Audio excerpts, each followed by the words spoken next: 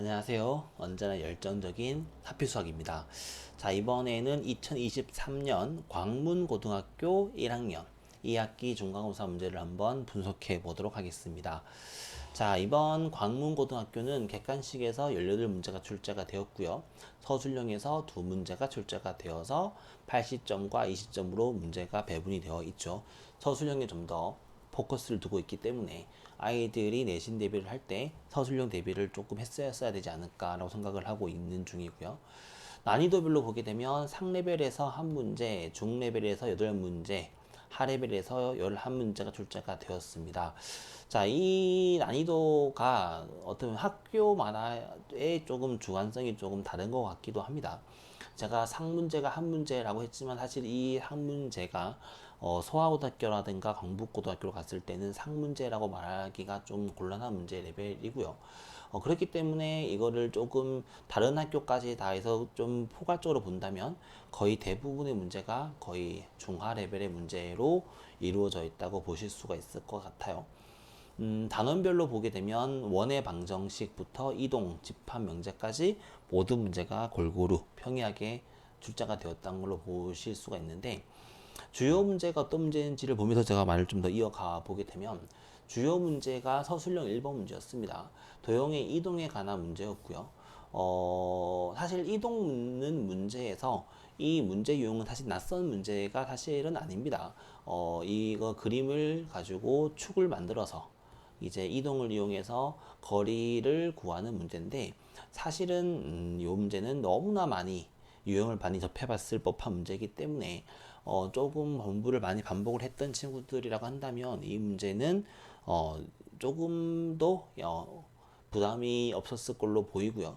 이 문제가 아닌 다른 문제들은 제가 주요 문항이라고 언급을 하진 않았지만 대부분이 어떤 문제냐면은 누가 더 어려운 문제를 잘 푸냐라의 그런 느낌보다는 기본기가 단단해서 식이 꼼꼼해서 식이 깔끔하고 정갈해서 실수를 할까 말까의 문제로 이루어져 있다.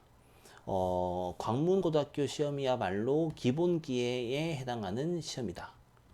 절대값을 써야 되는 기호에서는 절대값을 써줘야 되고 식을 써서 식을 깔끔하게 정리를 해야 되는 과정에서는 깔끔하게 식을 정리를 해야 하고 그렇게 문제가 주어져 있는 혹은 문제에서 해야 되는 것들을 해야 하는데 대부분 수학을 조금 부담스러워 하거나 수학에 자신 없는 친구들은 이제 문제만 풀다 보니 문제 속에서 그런 실수들이 많이 보이게 되고 그렇게 하다 풀다 보면은 아이들은 시험을 보면서 자기 컨디션을 다 발휘하지 못하는 경우들이 대부분이죠.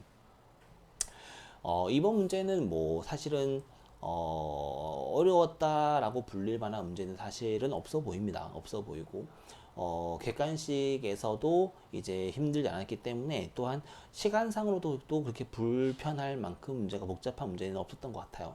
그래서 교과서뿐만이 아니고 여러 시중 교재집, 마풀 교과서, 마풀 시너지 등등의 문제집을 충분히 트레이닝을 했었으면 부담스러워야 할 문제는 사실은 없었다. 그러면 어, 자꾸 학교 시험 문제가 쉽지 않았기 때문에 학교 시험을 잘 못 본 친구들은 공부가 잘 안 되고 있다는 뜻이냐라고 이렇게 반문하실 수도 있는데 반대로 말씀을 드리죠. 중학교 때부터 차근차근 트레이닝을 하면서 기본 문제를 밟아가면서 심화역을 밟아오고 왔던 친구들과 그런 학원을 다니면서 공부를 했다고 하더라도 어떻게 보면은 문제를 푸는 거에만 급급하게 문제를 공부했던 친구들에 대한 차이라고 보시면 됩니다. 문제를 풀 때 이게 왜 이렇게 되는지 그냥 답을 내기 위한 공부를 하는 게 아니고 문제를 풀기 위한 공부를 했던 친구들이라고 한다면 중학교 때부터 아 이게 이런 원리구나 이렇게 문제가 되는구나 혹은 1차 함수는 이렇게 그리는구나 2차 함수는 이렇게 그리는구나 라는 그런 기본기부터 하나하나 밟아왔던 친구들이라고 한다면 이번 문제는 전혀 문제될 게 없죠. 근데 대부분의 친구들은 그렇게 기본기적으로 공부를 하지 않고 문제를 푸는 거에만 좀 급급하는 경우들이 많이 있는데 그렇게 푸는 친구들은 옆에서 보면 되게 급합니다. 정확하지 않고 뭔가의 답은 나와서 문제는 풀고 있는데 질문을 해라고 하던가 혹은 제가 옆에 첨삭을 해줘야지라고 보고 있으면 어, 어디부터 손을 대야 될지 모르는 경우들이 많이 있습니다. 단점이 많이 보이고 답은 틀리지 않았지만 단점이 많이 보이는 그런 플리식 같은 느낌이라고 보시면 됩니다. 그렇기 때문에 여기서 문제가 조금만 더 변형이 되고 어려워지면 아이가 과연 풀 수 있을까? 라고 생각을 한다면 그러지 않을 것 같은데 라고 느끼는 경우들이 많죠. 자, 그러면 제가 그런 아이들은 공부를 어떻게 해야 되는지에 대한 해결을 보여드리겠습니다. 그런 친구들은 어떻게 합니까? 정답은 딱 하나밖에 없죠. 수학은 왕도가 없다고 합니다. 그런 지름길이 있으면 없습니다. 누구보다 더 꼼꼼하게 시험 점수 하나하나에 일희일비를 하지 않고 내가 실력이 늘 수 있게끔 천천히 꼼꼼히 완벽하게 글씨를 이쁘게 쓰란 말이 아닙니다.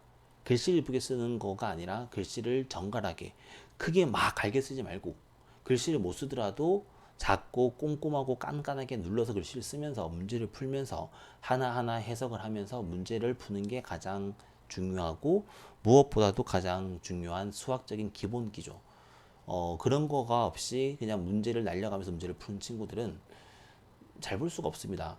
제가 광문고등학교에서만 말씀을 드린 게 아니라 이게 운산고등학교든 광희고등학교든 충영고등학교든 흔히 학교 시험 문제에서 난이도로 접근을 하기보다는 기본기로 접근을 하는 문제를 가지고 있는 기출문제가 보는 학교라고 한다면 모두 다 해당하는 문제들입니다.